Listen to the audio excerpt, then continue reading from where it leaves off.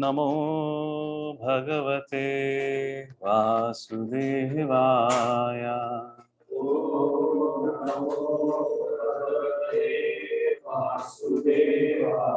ॐ नमो भगवते वासुदेवाय।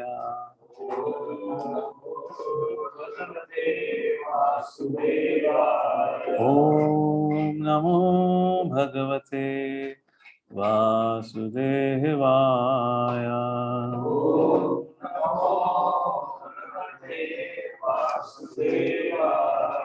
नारायणं नमस्कृत्य नरं चैव नरोत्तमं देवीं सरस्वतीं व्यासं ततो जयमुदीरयेत्। नष्टप्रायेषु भद्रेषु नित्यं भागवत सेवाया भगवती उत्तमा श्लोके भक्तिर्भवति नष्टकी। कृष्णाय वासुदेवाय देवकी नन्दनाय च नन्दगोपकुमाराय गोविन्दाय नमो नमः। Hare Krishna. So we welcome everyone for today's Bhagavatam discussion. We are reading from third canto. Very, very, very important discussion. What else can I say about it? Let me just arrange my table a little bit over here. Remove this aside. So those of you who you are sitting here, I want to move forward. There's all this space over here. There's nothing on the TV. You all can come here. So if you can pull out Veda base and then take a look at it. If somebody doesn't have it, so sit next to those who have it. You can take a look at it. And maybe I might show some slides. We'll take a look at it. So we are still discussing the fifth chapter. What to do is so beautiful chapter. But I intend to do 5 and 6 together today. So let's see. With Lord's grace, hopefully we'll be able to discuss these two topics. So the fifth chapter begins with Vidurji meeting with Maitreya Muni and speaking to him. So here Vidurji begins with his inquiries. Vidurji has been sent by Uddhavji to meet with Vidura. Vidurji has been sent by Uddhavji to meet with Maitreya Muni. And he begins to ask, like in the Shloka 2, we can show Veda base? No, I'll show only slides. अगर आप Veda base दिखा सकते हो. Okay, that's. Or else we can have it online wala. Okay, ठीक है.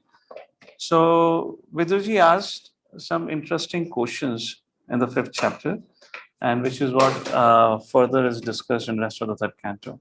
So very first question Vidurji asked is third canto, fifth chapter, verse number 2. Beautiful verse to recite also. Sukhaya karmani karoti loko nathe sukham vanyat uparamam va vindeta bhuyastataeva dukkham yadatra yuktam bhagavan vadenaha. I'll keep it concise as we have discussed in the past about it. Vidurji said, O great sage, everyone in this world engages in fruitive activities to attain happiness. But one finds neither satiation nor the mitigation of distress. On the contrary, one is only aggravated by such activities. Please, therefore, give us directions on how one should live for real happiness. And this is the foundational question. Is the question clear to all? What is the question? Anyone like to paraphrase in their words?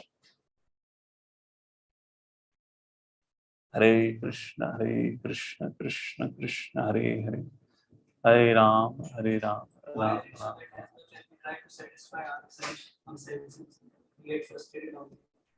Why so we try to satisfy ourselves, we get frustrated on. What else? There are two parts to this question. Anyone else? How do we Both of you have access to Veda base? You have access? So therefore you don't have to sit with those who have not. You're sitting in the class, it doesn't serve the purpose or value of your time. If you're just sitting, yes, how do we make our transition from the How do we make a transition? Fine, let's hear from online audience. Anyone online would like to say your thoughts onto this? What does this question mean? Third Canto, fifth chapter, verse number 2. All right. We're just getting up into the mood of the class, I guess. It takes good amount of time for our focus to follow. No problem. I'll just summarize this thing. Extremely important question being raised by Vidurji here. Vidurji is saying everyone is striving hard only for one thing, to find happiness. He finds none. In fact, the more he tries to find that satiation or happiness, he only gets misery. What an irony. Hey, Maitreya Muni, please tell us what is the way to real happiness? How many of you relate to this question now? Look at your life. Look at each one of our life. When you were a young man, probably in teenagers, you were given a great hopes. You'll get an IIT admission. तो जीवन सुधर जाएगा. हाँ है ना? कितने ने सुना था? हाथ खड़ा करो. I mean, भारत में जन्मे हो तो IIT का सपना तो मिला ही होगा. By default. It's unavoidable. फिर IIT का ट्राई करते करते हमें IIT तो नहीं मिला, कोई PIT, VIT, DIT मिल गया. जैसे मैं VIT पहुंच गया था. VIT वेल्लोर. IIT का सपना लेकर. So then you entered into VIT or whatever, PICT or triple IIT or MIT, whatever, CIT, you reached here and there, PIT and all that, KIET, like that. And then you were given the hope. If you score well in the exam, you'll get a good job. You strive for it. And then interviews happen, you struggle for the interviews. And finally, you got the same job, same package. I mean, I'm telling you realistically, the devotees told me recently, the pay scale of a fresher today, 2023, has not changed what it was back in 2006 at my time. 3.5. In 2006, I had a package of 4.5 lakh.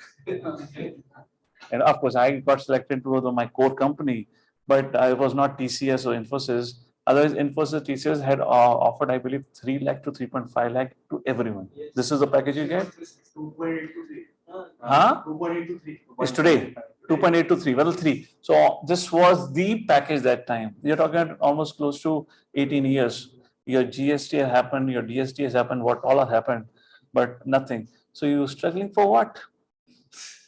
That is what Vidurji is raising a question. Please open your eyes. This is what the question is being raised. And then he's asking, what is the way to real happiness? Hare Krishna.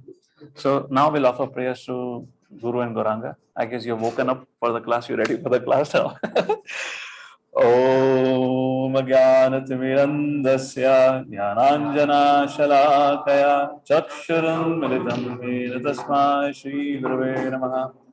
Namo Vishnupadaya Krishna Prishtaya Bhutale Srimate Bhakti Vedanta Swami Niti Namini Namaste Saraswate Devi Gauravani Prachari Nirvishesha Shunyavadi Pashadari Shatari Jai Shri Krishna Chaitanya Prabhu Nityananda Shri Advaita Gadadhar Srivastava Bhaktarinda Hare Krishna Krishna Krishna Hare Hare Hare Ram Ram Hare Hare. And then Vidurji tells Maitreya Muni, what a beautiful verses he speaks. Text number 3. Janasya Krishna Vimukasya Daivat Adharmashīlasya Sudhukitasya Anugrahaye Charanti Nunam Bhutani Bhavyani Janadanasya. Hey Maitreya Muni, aap jaise mahan atmaएं, oh great sage Maitreya Muni, a great soul like you are the best of the philanthropic souls. Why? Because you travel, wander all over the world to help mitigate the distress of the living entity. Hare Krishna. So for a devotee to go ahead and share the message of Krishna consciousness is considered, or at least not, let's put it this way, for a recipient of the mercy Like we all are the receivers of grace of blessed Srila Prabhupada followers, and all the Vaishnavas. That should be our mood towards our teachers, that, it's your causes mercy by which you're taking the time out. You have dedicated your life for sharing this message. So that's how here Viduji is having this great mood of gratitude. Like that is being raised here. And then Viduji asked various questions about the different avatars of the Lord. And then from verse number 10 to 16, Viduji made it very clear. My dear Matrimony, I am not interested in hearing anything and anything except Krishna Katha. Matrimony said, hey, Viduji, you are an associate of Srila Vyasadeva. Vyasadeva and Matrimony were good friends. And he said, you have heard everything from Vyasadeva, so why are you asking me? So then Viduji says, my dear Lord, my dear Matrimony, text number 12, I have heard of Mahabharata, I have heard about the different strata of human society, the rich, the poor, the old, and the wretched, but it has not satisfied my heart.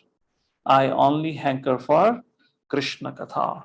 And then comes another very classic verse of this chapter, text number 13. What happens when you hear Krishna Katha?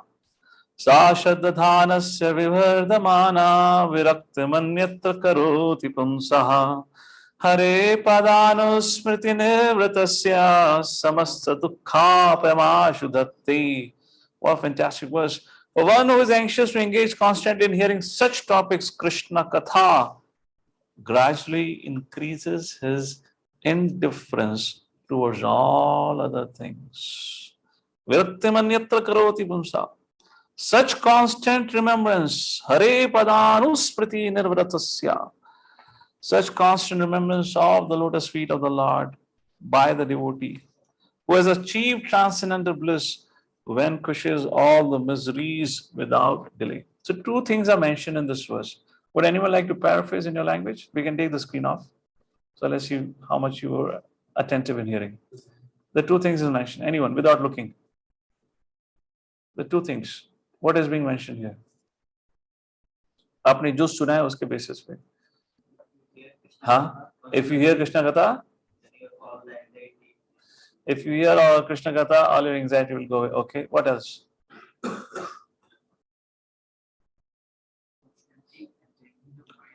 Okay, if you constantly remember the lotus feet of the Lord, then you will become free from anxiety. Okay, more appropriate. What else? The very first thing, Sa Shaddadhanasya Vivardhamana, the qualification to receive the result, that is mitigation of all distresses, one should be eager to hear Krishna Katha. Pay attention, don't sleep off. We are reading also, we are speaking also, you're reading in your mobile, pay attention to this thing. The quality or qualification is, it is mentioned, for one who is anxious to engage constantly in hearing such topics, then Krishna Katha gradually increases indifference towards all other things. What it means by indifference towards all other things, I was making a point to Ashok in the morning when we went for a walk. Just like imagine you're sitting in a plane. As long as the plane is on the ground, you're kind of a little bit affected, not too much still, but a little bit affected with the outside environment. Unless there is a thunderstorm, windstorm, or the rain, whatnot. Your flight may get delayed or something. But once the plane takes off and is above the sky, does it matter? You are, but naturally, you become indifferent. Yes or no?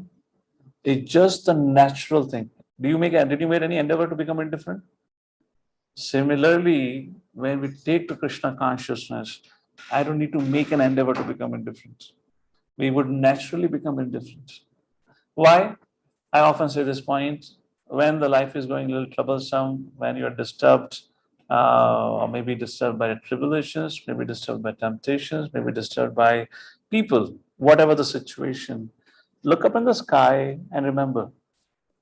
Or not only look at the sky, either look at the bird, or if you get to look at the flight, look at the plane. Remember, one day you'll be sitting there. And then when you're sitting there, when you look back, nothing of today, what is disturbing you, would matter. Do not get discouraged. Do not give hope. Keep moving forward. everything but naturally would change. People would change, the time would change, the weather would change. But do not lose hope, do not lose your focus. Keep moving forward. And that's the point, that's the verse here. Sa Shaddadhanasya Vivardhamana.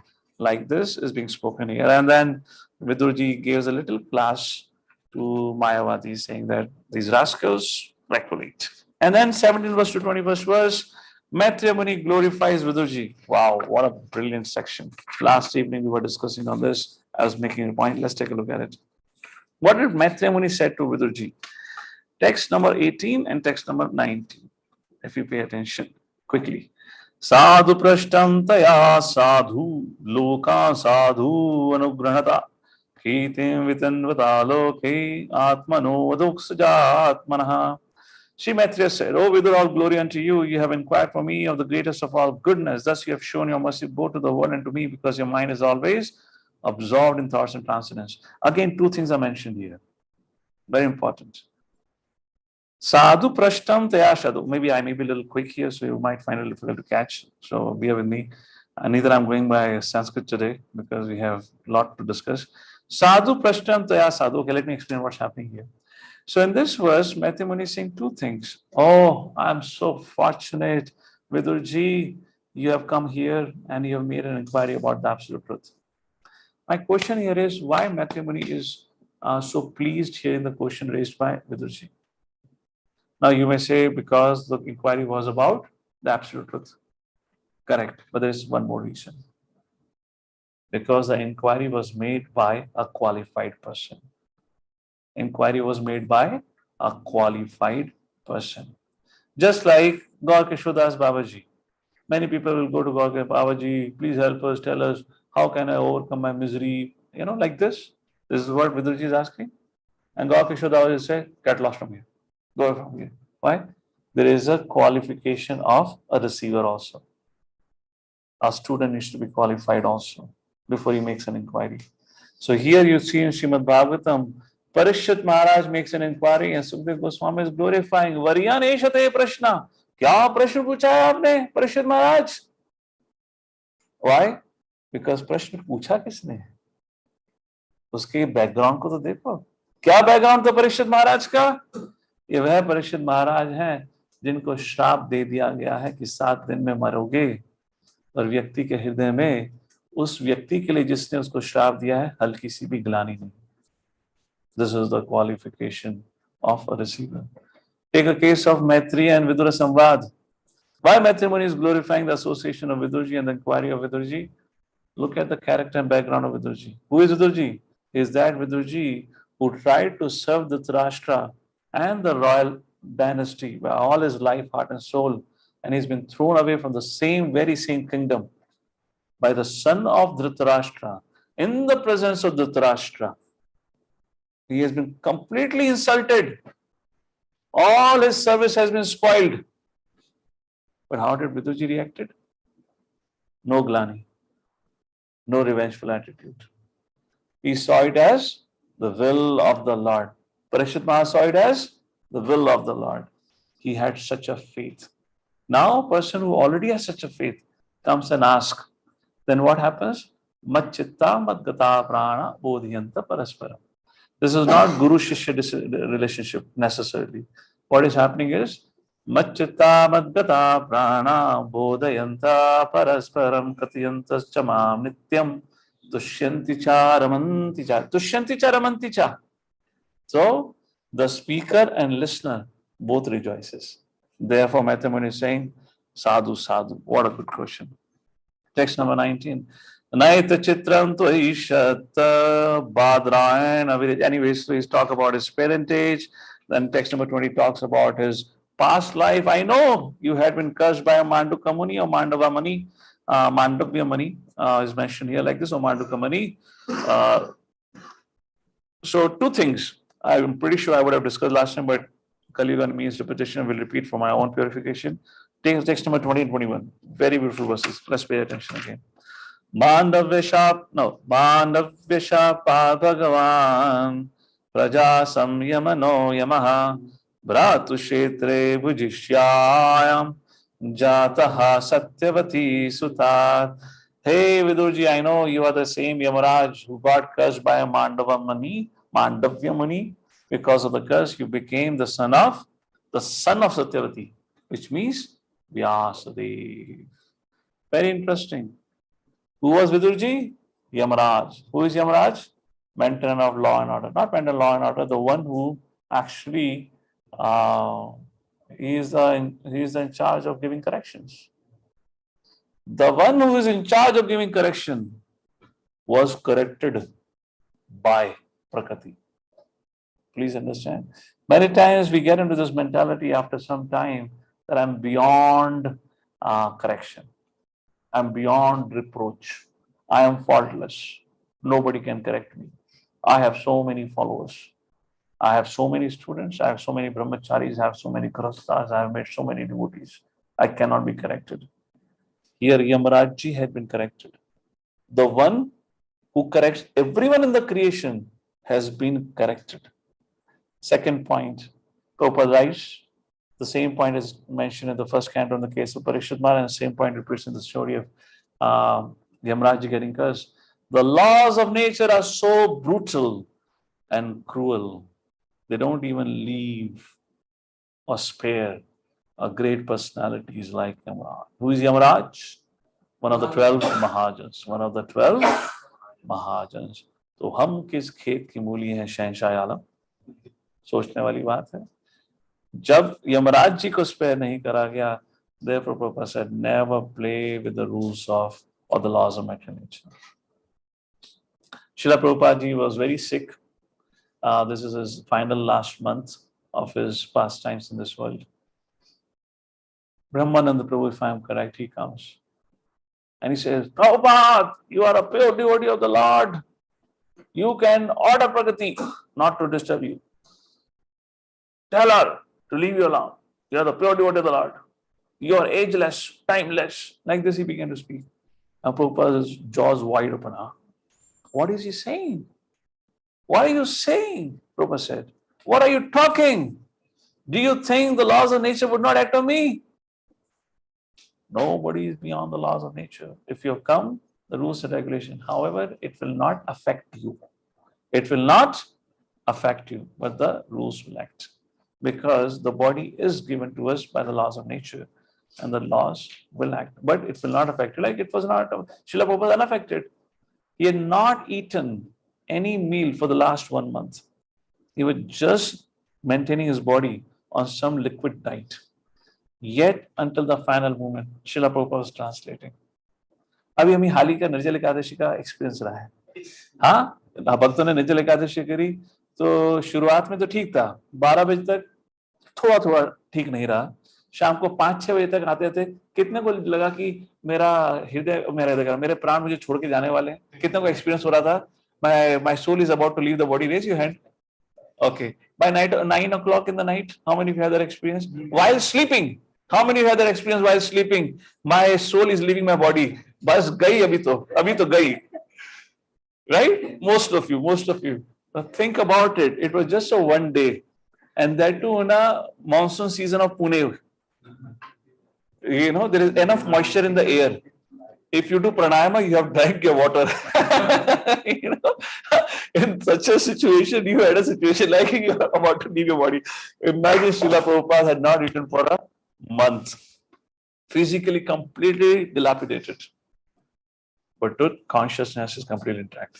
So the laws of material nature will act, but it will not affect a pure devotee. That's the point here. Now, very interesting was text number 21.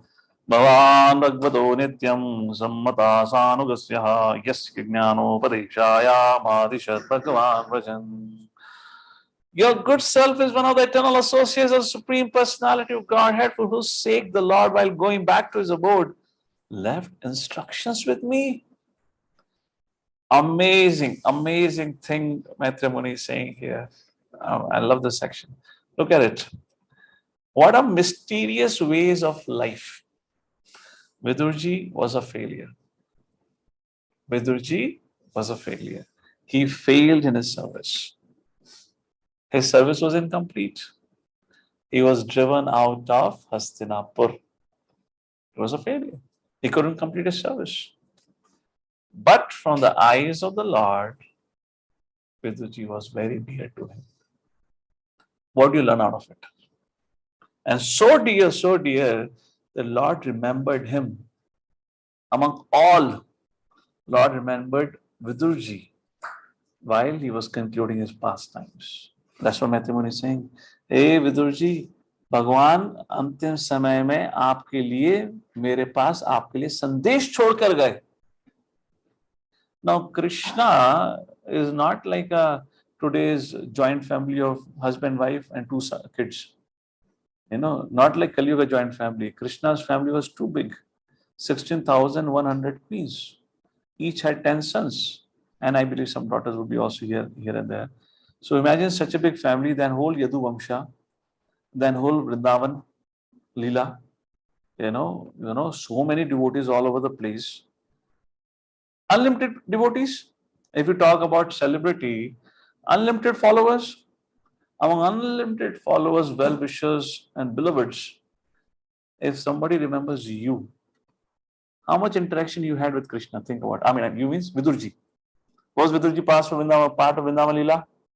Was Vidurji part of Mathura Leela? Was Vidurji part of Dwarka Leela?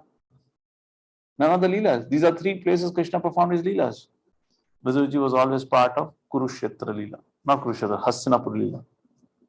Just like Bhishma Pitama was part of Hastinapur Leela, the Leela which was performed in Avyakta form, unmanifest form. Krishna was not personally present, but he had his devotees to do the needful thing there. So imagine in that situation, Krishna to remember whom? You read, nobody Krishna had remembered.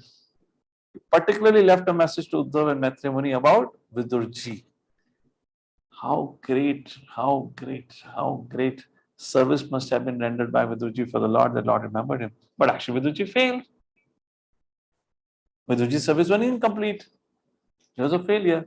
What do you learn from it? What do you learn from it? But qualification doesn't matter if it is not numbers. What do you understand from the scenario? Vidurji failed. Agreed. From a mundane perspective, our limited perspective, Vidurji's service was incomplete. But Krishna remembered. In the eyes of Krishna, Vidurji was successful. What do you understand of it? You cannot understand of it, right? That's right.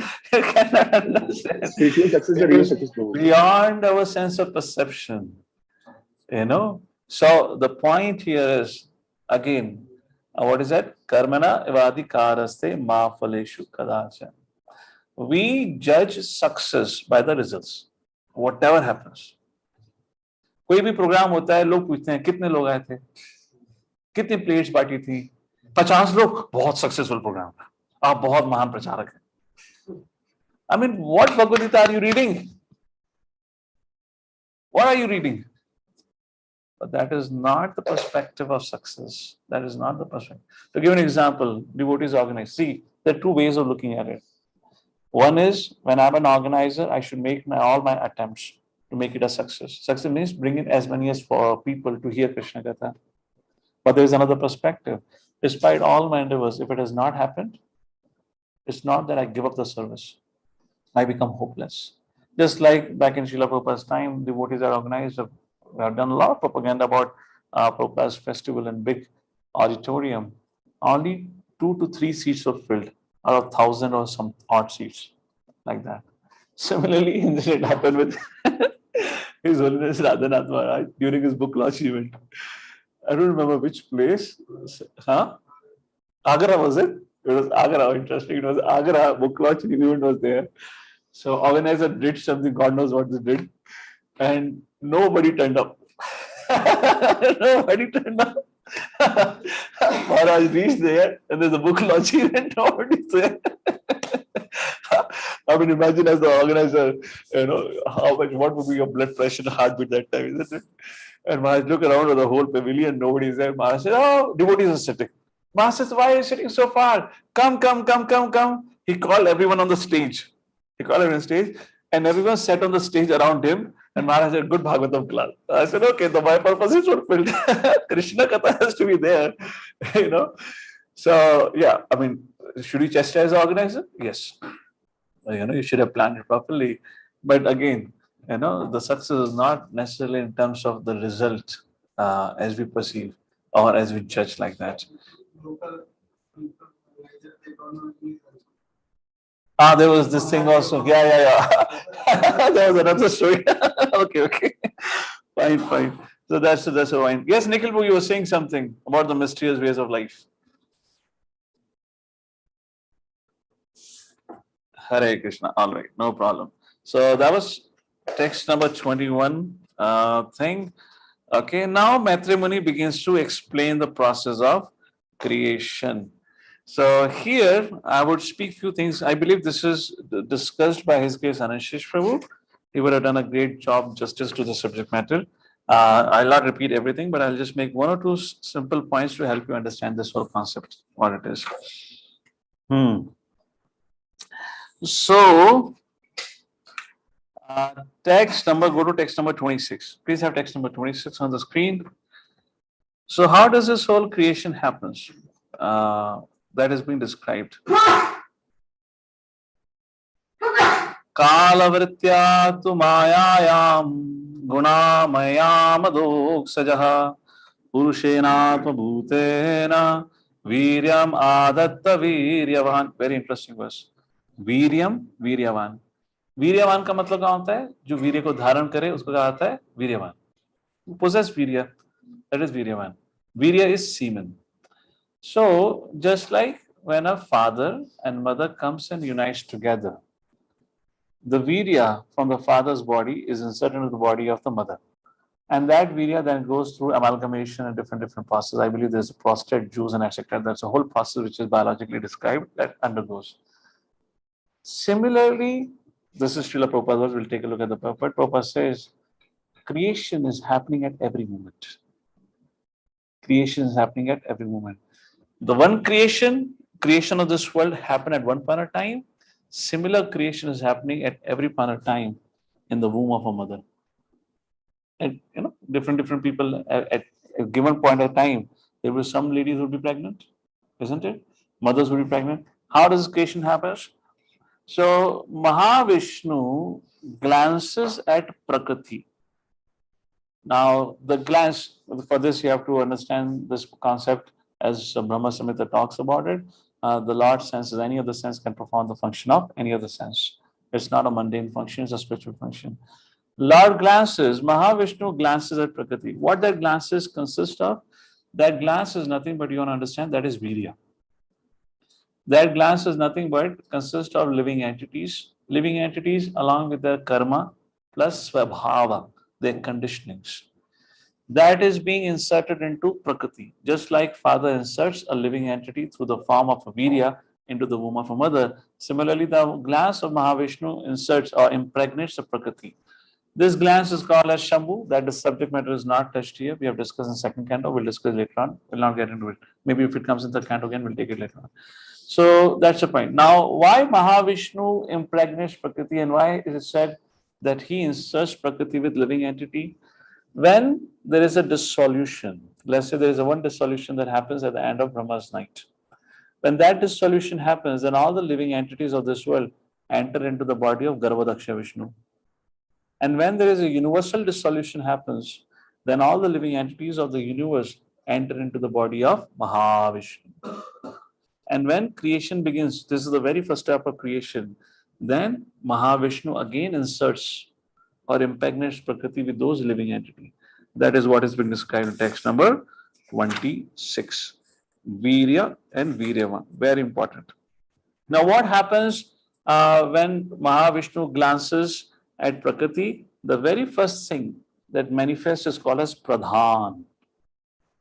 Pradhan is unmanifested super consciousness of all living entities, sum total of whole creation. And that Pradhan, when subjected to modes and subjected to time, converts into Mahat Tattva. Yes, text number 27, Parpat. In due course of time, the impregnated material energy was manifested first as a total material ingredients. Everything takes its own time to fructify. Therefore, it's a word Kala Chodya. Just like in the womb of a mother, the first amalgamation of the semen. I'm not a doctor, but doctor can help you understand more. I'm just telling you what I know from the third canto. This discussion will come later on in the discussion of Kadam, Muni, and Devhuti. So when the semen first enters the body of the woman, then it gets, you can say, mixed with something called as prostate juice or something. That you can call it, I'm just giving very gross way of understanding. That can be called as something called as pradhan, unmanifested state. Then with the time factor, then it takes into another shape. That is called as Mahat Tattva. Therefore, influence. The Mahat Tattva is a total consciousness because a portion of it is represented in everyone. So this Mahat Tattva comprises of all the living entities. Again, with the time, would be distributed in different universes. Like that. So that's the process going on here. Maybe I can show you the chart here. That would help you a little bit understand and revise because you have already studied the subject last week. Is the chart visible? Yes. Okay, so where is our zoom? Here. Zoom. So Mahavishnu glances, impregnates Jiva through glance, Prakriti, that is material nature. I will not go into the discussion of modes at this point in time. I believe I would have done in the second canto. Otherwise, this is a subject matter of detailed discussion. It takes time. I'm just giving you a high level understanding. At least some terminologies you can understand. It's a subject of great science here. Then what happens is forms Mahat Tattva. Then when Mahat Tattva over a period of time, the timeline is given in the purpose. Somewhere it lies for 1,000 years, celestial, like that, all the timeline is given. Then under the influence of goodness, passion, and ignorance, it converts into ahankar, then goodness, passion, ignorance. So interaction of false ego with goodness, passion, ignorance gives three things. That is called as, let's take a look at verses, make it more easy here.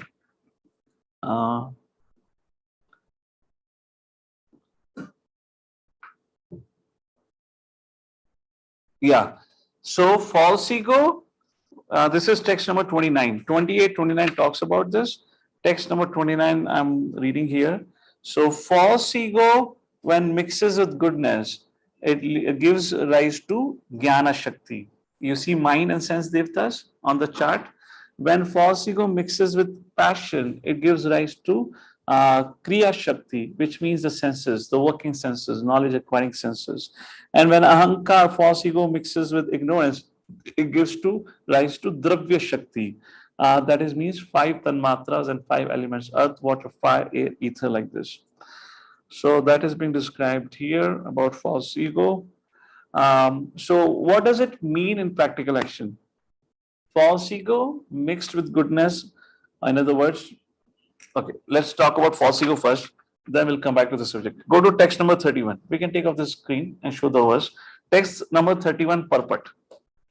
What is false ego? Purport right in the purport. You got it? 31 purport. First line. The chief function of the false ego is godlessness. False ego itself means misidentity.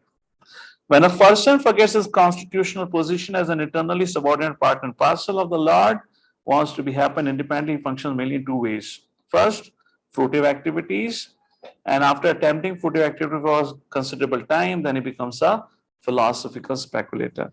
So, our false ego, let's say we talk about mode of goodness. So, somebody in Sattva Guna, what his false ego made him think? He will made him think, I am the Lord. Or making him think, I am the Lord, you're also Lord. So these all these Mayavadis and yogis, they're situated in goodness. But because false ego is there, that makes them think, I am God, you're God. Now somebody who's dominated by passion, we're talking about the people of this world, you can see that. Somebody is dominated by passion, then false ego makes him think, this nature is meant for my exploitation and let exploit everyone.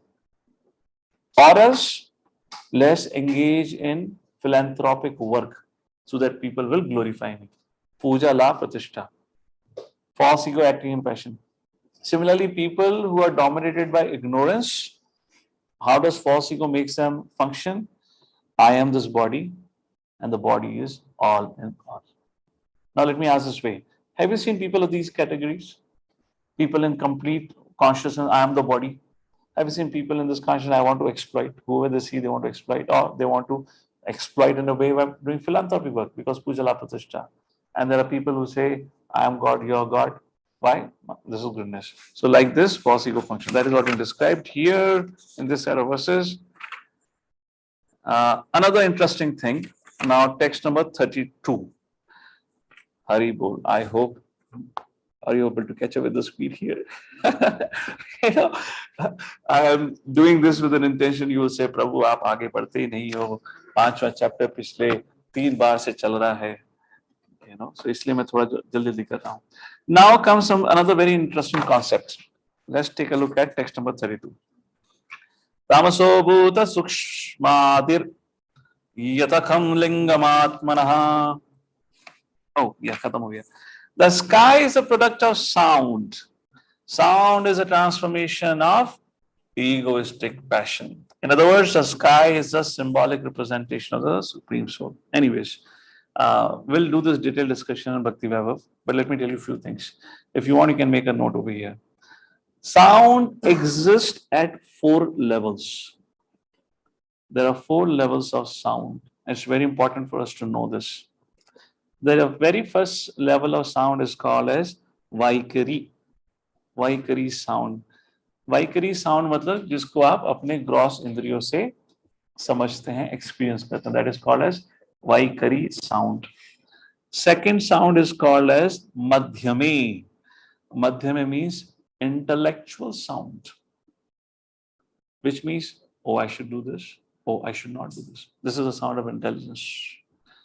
Third sound is Prakati, mental sound, desires.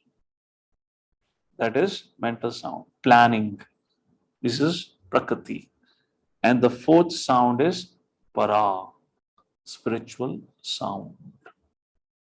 So the glory of this spiritual sound, and in that the glory of Hare Krishna Mahamantra, it penetrates through Vaikari, Madhyame, and Prakriti, and brings us in relationship with Paramatma, wherein we can gradually begin to hear the sound of the voice of Paramatma, which means instructions of Paramatma, like this. Text number 33 comes another very interesting concept. Kalamayamsha yogena bhagavat vikshitam nabaha navasho anushratam sparsham vikurvandar mame anilam. Thereafter, the personality Godhead glanced over the sky, partly mixed with time extra energy, and thus developed the touch sensation from which the air in the sky was produced. So what is happening is, let me show you in the chart. Can we see the chart now? Yes. So what is happening is, the sound is created, from sound comes ether, then from touch. So in every of this stage, the glance of the Lord, which means involvement of the Lord. Now here comes, I mean, you can draw many, many lessons. Let me make another important concept here. Important or something which I like it, maybe I'm calling it important that way. See, Lord delegates the creation service to Brahmaji. But how much he is still involved? Delegation never means handover. Responsibility खत्म. मुझे कुछ लेना देना नहीं है. मेरी तो responsibility नहीं है. Krishna, or here as Mahavishnu, is involved in every single step of it. Delegation means empowerment. Delegation मतलब हाथ धो लेना नहीं होता. So when you're teaching somebody about something, you are empowering them to do something. Not that now you do whatever you want to do it. I don't give a damn about it. So here, Lord is involved in every single step of creation, and a question comes here. Let me ask a question, all of you. So all of you, you show the form, right? The chart was shown to them. ठीक है, एक वो पूरा दिखा दो. फिर sense देवता आते हैं. सेंस देवता की बात करते हैं. ठीक है, आ जाओ बात करते हैं. Okay, let me ask this question to all of you. Let the form, let the picture be there. Okay, don't take the graph. If let's say I have a handful of soil and I put it near to your mouth or face, you'll be able to smell a fragrance of the soil, right? Everyone agreed? So here if I ask you a question, the fragrance comes from the soil or the soil comes from the fragrance? What would you like to say? I mean, how would you say if you don't have the cameras on? I can't see any one of you. Okay, raise your hands here. So what would you like to say? The fragrance comes from soil or soil comes from fragrance? So let's ask again, once again. Is it clear? So how many will say fragrance comes from soil? Raise your hand. जरा लोग को result दिखा दो. Sure, ठीक है. Online भक्तों में you just raise your hand virtually whatever. ठीक है. Is there anyone who says no? Soil comes from fragrance.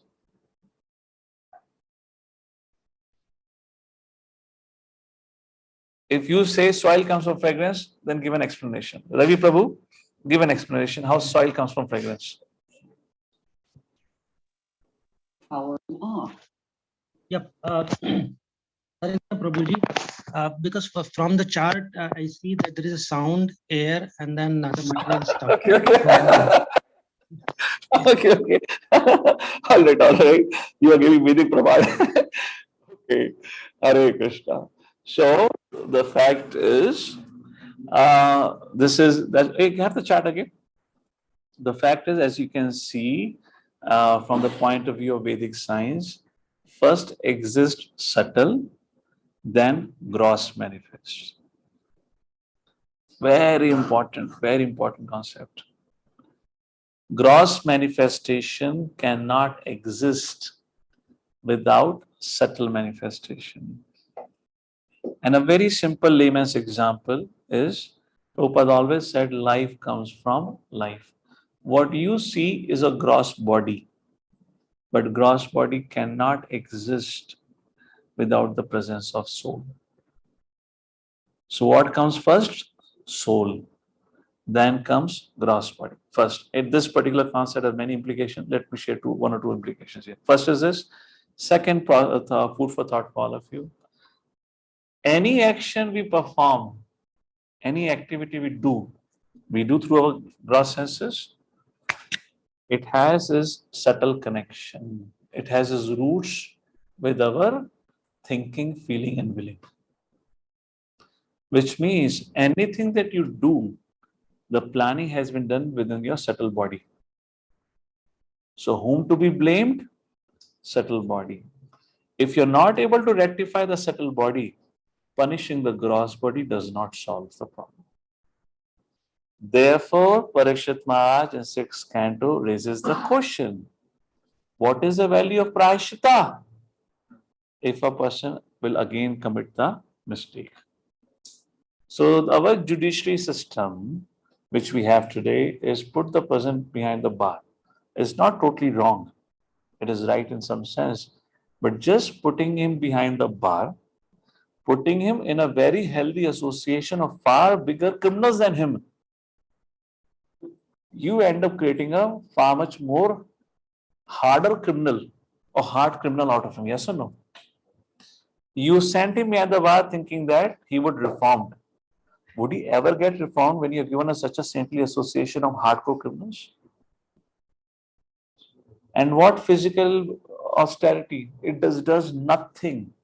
In fact, he becomes far much more ferocious. First thing. Second thing, similarly, any behavior that we are exhibiting, please understand there is something happening here because of which you're doing that. So our training in Krishna consciousness, I'll repeat it twice, our training in Krishna consciousness should not be limited to changing the externals. Our training in Krishna consciousness should not be limited to changing the externals. देखो प्रभु जी, मैंने 5 भक्त बनाए, धोती कुर्ता पहना है, shaven headed हो गए हैं, तिलक लगा रखा है, हाथ में माला ले रखे, 16 माला नाम जप करते हैं. That is the beginning. Therefore, initiation. What is initiation? It's the beginning where you take a vow to live by certain externals. To live by certain externals. All the vow are pertaining to externals. No meat eating, no intoxication, No gambling, no illicit sex, chanting 16 rounds. Therefore, it is initiation. It is not the conclusion of your journey. Now the training begins, which means after initiation, we should become far much more eager to take initiation. It is so unfortunate today. People think initiation हो गया, बस. अब तो मुझे अपने mentor की जरूरत नहीं, टीचर की जरूरत नहीं, अब तो मुझे मेरे गुरु मिल गए हैं, बस मैं गुरु परंपरा से जुड़ गया हूं, मेरा सब कुछ हो जाएगा. Otherwise, why would you call it initiation? Initiation means to initiate. Now from the gross, we initiate the process of your subtle training. The training continues.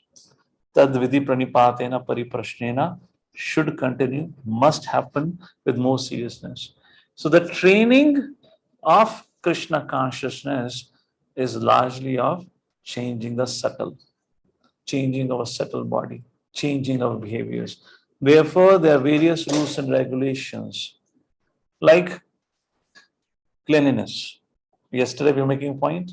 Prabhupada was so particular about every devotee should wear a neat and clean cloth, should maintain a clean shaven, at least if not the head, at least clean shaven, because it impacts your consciousness here. You should wear proper, nice dhoti kurta. Everything counts. Don't take it superficially. Therefore, I said, if somebody is not willing to accept this culture, he is not accepting training. He doesn't want to be Krishna conscious. For him, this becomes a hotel. He wants to live here, have some good association, have prasadam. But I'm not willing for training. This is not a hotel or a motel or a dharamshala. This is an ashram. If somebody has joined an ashram with their own will, they have to accept training. You have to live by certain cultural understanding. Otherwise, it just doesn't work. And there's no problem. You can live happily outside and continue with your lifestyle because you anyways have chosen not to change. So that's few points on this subtle to gross like this. So any gross things that you see, it has a subtle connection. And all our correction, our way of training should be such a way. Therefore, I'll make this last point. What is Krishna consciousness? Krishna consciousness is all about cultural engineering. What is that cultural engineering? It is resetting our established material cultural and resetting it to spiritual cultural values. So if you are not able to do a cultural transformation, then training is incomplete. All right. So some thoughts on this was like this. Then what happens? Oh, then the Devatas are born. Hari bol. And Devatas का जन्म कहाँ हो रहा है? Devatas का जन्म हो रहा है. Text number 38. Let's take a look. And I was supposed to start reading from here today. I thought some recap is okay because it's such an important subject matter. I haven't discussed. We'll miss it out. So text number 38, please, on the screen.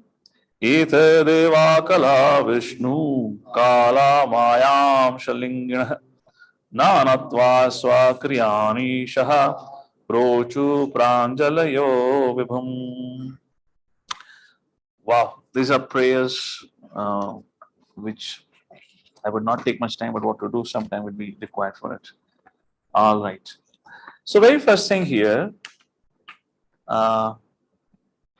maybe we'll read Prabhupada only directly. The question that, okay, let's use the translation and I'll make a question to hear all of you here. Translation, Prabhupada writes, the controlling deities of all the above mentioned physical elements. What physical elements? Please go to this presentation. And this is what the controlling deity. These are called as sense devatas. Diga devta, Surya, Vayu, Ashwini, Varuna, Indra, Pendra, Agni, Mitra, Prajapati. Senses are ear, eyes, skin. So these are the presiding deities of different departments within our body. Is that making sense? This body is like, you can consider it to be a big, what do you say, manufacturing unit. You know, always producing something. At least we are producing some waste, definitely. When we do prajalpa, waste is coming out of it. And every day when we eat, waste is coming out from behind also. So it's producing. Let's call it manufacturing unit. In any unit, manufacturing unit, you have different departments. So in this manufacturing unit, what you call as a body, you have a department called as ear. Who is the manager for it? Dig Devta. Then you have eyes. Who is the manager for it? Surya. Then you have skin. Who is the manager for it? Vayu. The point is, it is because of this presiding deities.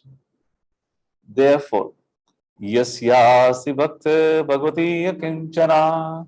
For this particular verse spoken by Prahlad Maharaj in the 5th canto, 18th chapter, if I'm correct, Srila Vishwanath Chakravarti Thakur writes, it is not that all the good qualities manifest in a devotee.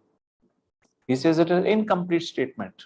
In fact, the complete statement is all the deities, all the presiding deities, devtas, manifest in the body of a devotee. All the presiding devatas manifest in the body of a devotee, therefore all the qualities manifest naturally. Therefore, there are so many rules and regulations from the Brahmanical point of view. Twice or thrice take bath, do this, do that, don't, and all that, because Surya Devta may be sitting here. So, anyways, so that's the point here. Second point about the sense devtas, these are the presiding deities because of which your senses are able to function. So, for this whole body to function, Vishnu have delegated departments to different personalities who take care of it. Therefore, according to Vedic culture, if somebody's eyes become weak, what is the Vedic solution? Anyone knows what is the Vedic solution? If your eyes becomes weak, what to do? Yeah, North Indian Brahman will know. I also used to do it. Just for lagada mere ko. So what is the solution? You go to Panditji. Panditji say, Om Namo Surya Namaha. So in the Pratakaleen, in the very first sunlight of a sun, you should offer sun water. How to offer water? तांबे का पतीला होना चाहिए, इस particular shape का होना चाहिए. Go up on the terrace or anywhere, wherever is the first sunlight, go and offer water to him and chant Om Namo Surya Namaha. How many of you have done this? How many of you know of this? This is the connection. Why? Because Surya Devta is a presiding deity of the eyes. When you serve him, please him, he'll give you extra brightness. Ability to see. Okay. All right. So like this is now now let's go back to the translation. The controlling deities of all the above mentioned physical elements are empowered expansions of Lord Vishnu. What does empowered expansion of Lord Vishnu means? Which means Lord Vishnu have empowered them with the responsibility to carry out the responsibility. They are embodied by eternal time under the external energy, and they are his part and parcels because they were entrusted with different functions of universal duties and were unable to perform them. They were offer fascinating prayers to the Lord as follows. So, very beautiful purport. Prabhupada says the conception of various controlling demigods who inhabit the higher planetary systems for the management of universal affairs is not imaginary. It's fact like this. However, people with poor form of knowledge don't accept this. Prabhupada later in the Prabhupada writes, such control is not superfluous. It is as necessary as the controlling departments in the affairs of a modern state. Think about now, just like how many of you have gone up for Himalayan Yatra recently from here? Right? How many of you had a sunburn? Right? For example, those of you know on Gangotri, when I came back from Gangotri, this whole thing was completely sunburned.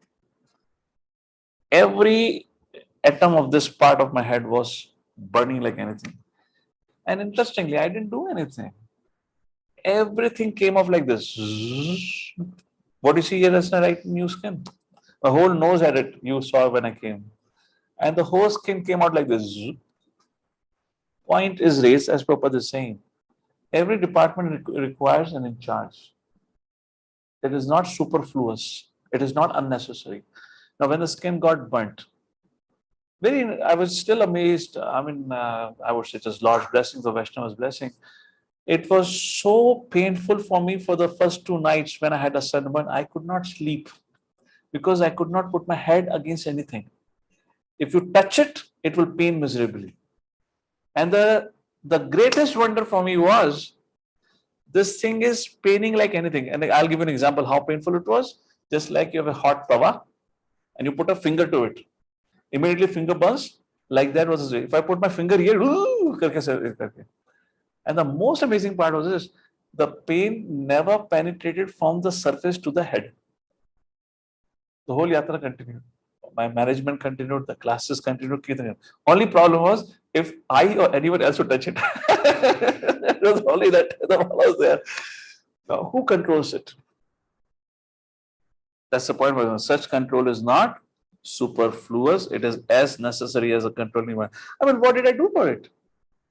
Of course, I did apply some cream or something, just a little bit, cool it off. And then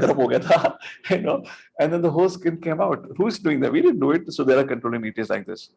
The demigods should not be despised by the controlled living entities. They are all created what is the Lord and trusted to execute certain functions of universal affairs. Like it's fine. Okay, that's about text number 38. Now comes the prayers.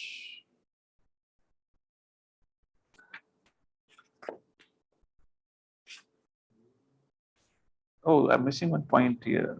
One second. There's one very important point and concept to discuss. Text number 38 only, na? Controlling. Yeah. So take a look at text number 38 again. The deities, controlling deity means all the sense devtas are born from the Lord, yet they are disconnected with each other. There is no cooperation. Therefore, they are praying to the Lord. The controlling duties, text number 38, once again, of all the above mentioned physical elements empowered expansions. Last time Prabhu says, but they were unable to perform their function. Thus, they offered fascinating prayers to the Lord. Although they were born, they were empowered, yet they could not function together. Why? Unless we have Krishna in between of our relationship, no relationship can exist. Unless we have Krishna in between of our relationship, no relationship. Therefore, how does devotee meet? When devotee meet, they talk about Krishna. They inquire about Krishna. Because then only you can serve together. So unless we come together and read and hear about Krishna together, you cannot serve together. Those who are in management, those who are in leadership, they cannot lead together. They cannot manage together. If they do not take a time out or create a forum for themselves to come and read and hear about Krishna, it is going to break apart sooner or later. And you can wait and watch. It's going to happen. It's going to happen here also. So history repeats. Anyways, I've given you enough hints about it. Text number 39. अरे प्रार्थनाएं तो भी शुरू हो रही हैं. Time तो खत्म हो गया है. Over time हो गया है. So well, we can do maybe another session called as prayers of demigods. 6th chapter, I'll do it in 5 minutes. Not a big chapter, okay? You all can read your puppet, and then another interesting things will happen. Fine, because of what to do. Our time is already up. I just realized. So maybe let's read one prayer at least. You will not be so unhappy with me. At least ek first so pada aaj. Deva uchuhu namam te deva padaravindam prapannatapo pashamat tapatram yanmulaketa yatayon jashuru samsara dukkham bahe ukshipanti. Translation: the demigods said, "O Lord, your lotus feet are like an umbrella for the surrendered souls, protecting them from the miseries of material existence.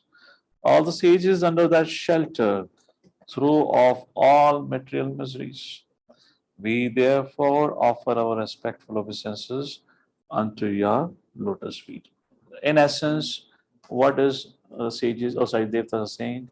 Freedom from misery is only possible through bhakti. That's it. Freedom from misery possible through bhakti, like that. Okay, let's try. Maybe I can do some more verses quickly. Is it okay? We are 8:55. We spend 5 more minutes. If somebody is too busy for today, they're welcome to move on with the other engagement. We'll take 5 more minutes here. Text number 40. Dhatayadasmin bhava isha jiva tapatrayana hatana sharma atman labande bhagavam tavangri chachayam savidyam ata ashrayema. O Father, O Lord, personality God, and living entities in the material world can never have any happiness because they are overwhelmed by the three kinds of miseries. Can never have any happiness. But maybe others. मुझे तो मिलेगा. Maybe others may not get happiness, but I will get happiness. है ना? थोड़ा परिश्रम करता हूँ, थोड़ा तो मिल ही जाएगा. Therefore, they take shelter of the shade of your lotus feet, which are full of knowledge, and we also thus take shelter of them. Prabhupada's purport, first few line. The way of devotional service is neither sentimental nor mundane. It is a path of reality by which the living entity can attain the transcendental happiness of being freed from the three kinds of material miseries. Adhyatmika, Adhibhautika, and Adhidaivika, like that. Text number 41. Marganti yatte mukhapadmanite chanda spurne rasayo vivakte yasyagamarsho dasharidvaraya padam padam tita pada prapanna. This is one of the classic verses of Srimad Bhagavatam. A very, very beautiful description of the Lord's beauty. The lotus feet of the Lord are by themselves the shelter of all the places of pilgrimage. The great clear-minded sages, carried by the wings of the Vedas, always search after the nest of your lotus-like face. Wow, what a poetry. आप लोग की शक्ल को देख के लग रहा है पोएट्री ऊपर चलेगी थोड़ी. समझ नहीं आया क्या चल रहा है. लोग बोल रहे क्या हो ये, कौन किसके पंख पे बैठा है, कौन किसका घोंसला ढूंढ रहा है. So what it said is, sitting on the wings of Vedas, which means empowered by the Vedic knowledge, just like a bird at the end of the day aims at the nest. Similarly, empowered by the Vedic knowledge, the sages are looking like, sages are searching for you. So your lotus-like face is like the nest. As the bird rushes towards the nest, similarly, the sages sitting on the wings of the Vedas are rushing towards the lotus-like face of a lotus-like face. Some of them surrender to your lotus feet at every step by taking shelter of the best of the rivers like Ganges, Ganga Maiya ki. देखो कितने भाग्यशाली रहे हम लोग गंगा मैया की शरण लेके आए. हाँ, अभी भी शायद थोड़ा बहुत गंगा माता का जल होगा आजू बाजू के. Which can deliver one from all sinful reactions, like this is mentioned here. Beautiful verse. The last few lines of the purport, Prabhupada writes in the last paragraph, the river Ganges and Bhagavad Gita are the chief sources of transcendental happiness for mankind. Kya baat hai. And intelligent persons can take shelter of them to go back home, back to Godhead. Even Sripad Shankaracharya recommends that a little knowledge of Bhagavad Gita and the drinking of a little quantity of Ganges water can save one from the punishment of Yamaraj. Haribo. Haribo. All right. Text number 42 would take some time for me to explain. So we'll pause here. We'll continue this discussion. So I am traveling next week to South for a week. So I will not be available on Friday again next week.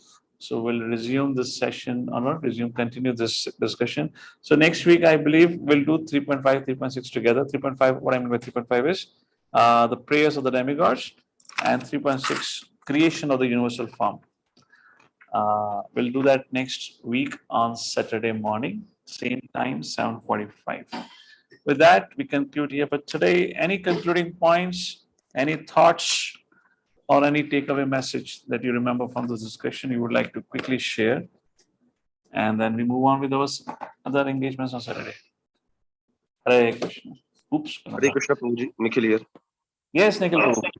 Prabhuji, you were telling that when Vidurji was in Hastinapur and he was kicked out of the royal empire, so he did not have any revengeful mindset. So in real life, how can we practice those? I mean, if someone is doing that behavior with us, so well, how can you we have to handle come to the level of Vidurji to be able to practice that. What else? Yes. it? Okay, Prabhuji. So what you need to do is practice a devotional service with an intensity so you can develop that qualities that Vidurji had. Okay, got it, Prabhuji. Thank you. It takes time. It takes time. Until then, enjoy the sufferings of this world. All right. Yes, thank you. Hare Krishna. Anything else from anyone? We can have a quick Darshanati so I know who all are present online. Darshanati of Vaishnava and Darshanati of Lord, one and same. Yes, Prabhu, sure, Prabhu. Not sure whether it is mentioned or not. Mandukshuni, whatever that he cursed back to Buddha was equivalent okay or not? Was it fine or not? Cursing Yamraj. See, that subject part question is Mandavya Muni ka shrap dena sahi tha galat tha. That's not the subject matter of this chapter as such. Maitri Muni just saying that I know what happened with you. Okay. And the point from there is even the great Yamaraj, he is corrected by laws of nature like that. Now, Mandavya Muni was right and wrong. I guess that's subject matter beyond our scope of discussion. My context was same it was mentioned that he's given a lot. He has been given that post which is not going to be anyone. To whom Yamaraj, na? That's the point. Anyone in this world, never ever think you're beyond reproach or beyond correction. And mistakes can happen from anyone, just like Parishit Maharaj made a mistake putting a dead snake on the shoulder of, what's her name? Samik Rishi. Similarly, Yamraji did made a mistake for which he got cursed. Was it genuine or not genuine? Well, that our acharyas would have commented on that. That's not a subject matter here. But a lesson for us from here, this point is, be careful and be ready to receive correction. Accept as a fault. So when we do a mistake, therefore I often repeat that. When we do a mistake, accept I have done a mistake. Don't keep justifying. Your justifying attitude is an indication you do not want to accept the reality. Accept it. I made a mistake. Let me improve. Don't argue. That's the point here. Anything else? Okay. Thank you all for joining in. We continue our discussion here for today. Jagadguru Srila Prabhupada ki, Srimad Bhagavatam ki.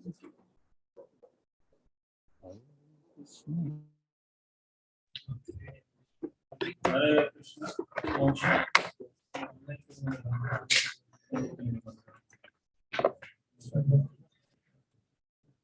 We'll have a quick discussion about the center and I think we're going to, yes.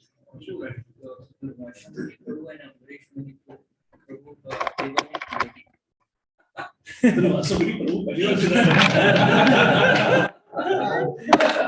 मुझे लगा तो इसको किसी बर्तन हो गया